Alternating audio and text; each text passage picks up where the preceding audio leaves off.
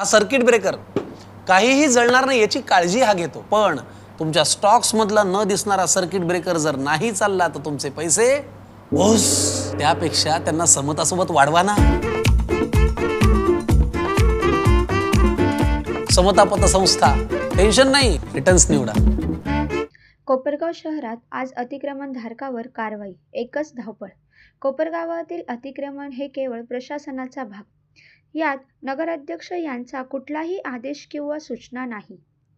याबाबत अतिक्रमण धारकांना ऑक्टोबर महिन्यात नोटिसा पाठवण्यात आलेल्या होत्या.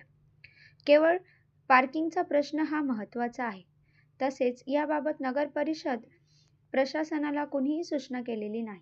कोपरगाव नगर परिषदेचे मुख्याधिकारी सुहास जगताप यांनी याबाबत केली स्पष्ट भूमिका. केवळ रहदारीला अडथळा येऊ नये म्हणून व पार्किंगची व्यवस्था योग्य राहावी व रस्ता मोकळा राहावा.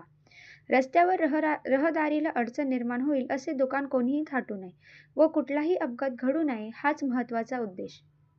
याबाबत नगरपालिका प्रशासनानेही अतिक्रमणाची कारवाई केलेली आहे. याबाबत पुढील कार्यवाही उद्या पण चालू राहील.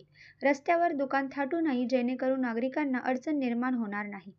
कोपरगाव शहरातील लहान पुलापासून तर संपूर्ण मेन रोड व इतरही ठिकाणी याबाबत अतिक्रमणाची मोहीम चालू राहील. याबाबत सर्वांनी सहकार्य करावे असे मुख्याधिकारी यांनी आवाहन केलेले आहे.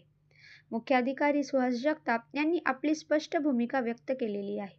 मुख्याधिकारी यांच्या या स्पष्ट भूमिकेमुळे तर्कवितर्क व इतरही बाबींना तूर्त विराम मिळालेला आहे असे जाणवते.